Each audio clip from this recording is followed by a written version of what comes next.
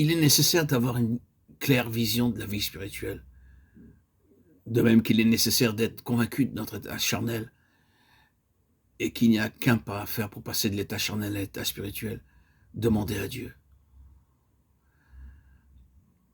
Maintenant, nous avons un point à clôturer, à terminer, à conclure.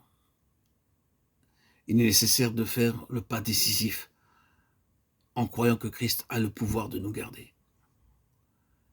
Ici, il ne s'agit pas d'une simple perspective, ce n'est pas une consécration que nous pouvons obtenir par nos propres forces. Non, non, ce n'est pas cela. Ce n'est pas une expérience que nous pouvons faire par la puissance de notre volonté. Non, tous ces éléments peuvent être présents. Mais le principal, c'est de regarder à Christ et de croire qu'il a la puissance de nous garder demain, après-demain, toujours, en permanence, quotidiennement.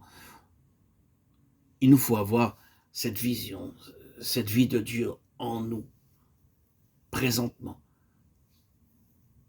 Nous avons besoin d'une vie qui peut résister à toutes les tentations, une vie qui ne durera pas seulement jusqu'à la prochaine réunion ou assemblée, mais qui durera jusqu'à la mort. Nous voulons par la grâce de Dieu faire l'expérience de ce que toute la puissance de Christ habitant en nous peut accomplir et de tout ce que Dieu peut faire par nous. Dieu attend, Christ attend, le Saint-Esprit attend. Ne voyez-vous pas en quoi vous avez eu tort et pourquoi vous avez erré si longtemps dans le désert pendant tant d'années? Pourquoi vous n'avez plus de perspective, d'ambition, d'horizon nouveau? Votre être s'est affaibli, épuisé, fatigué durant toutes ces années.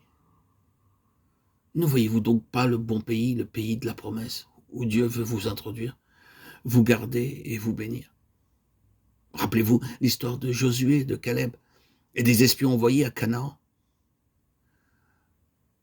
10 des espions dirent au retour, nous ne pourrons pas vaincre ces gens-là. Mais Caleb et Josué dirent, nous les vaincrons, car Dieu l'a promis. Si, c'est aujourd'hui les promesses de Dieu. Écoutez sa parole. La loi d'esprit de vie en Jésus-Christ m'a affranchi de la loi du péché et de la mort. Romains 8, 2. Emparez-vous de cette promesse et demandez à Dieu d'accomplir en vous, par son esprit, ce qu'il a offert. Approchez-vous de Dieu maintenant. Ne vous inquiétez pas de ne rien éprouver, aucune sensation, aucune excitation, aucune illumination. Venez et appuyez-vous sur la parole de Dieu et l'Éternel. Dieu a promis, comme Père, d'accorder le Saint-Esprit à chacun de ses enfants affamés. Luc 11, 11 à 13. Comment ne vous le donnerait-il pas? Comment ne donnerait-il pas le Saint-Esprit à ceux qui le lui demandent? Comment n'accomplirait-il pas sa promesse? Aussi vrai que Christ fut donné pour vous sur le calvaire, aussi vrai que vous avez cru à la puissance du sang de Christ. Le Saint-Esprit a été donné pour vous et moi. Ouvrez vos cœurs et soyez remplis du Saint-Esprit. Venez, croyez que le sang de Christ peut vous purifier. Confessez votre état charnel et vous serez lavés par le sang.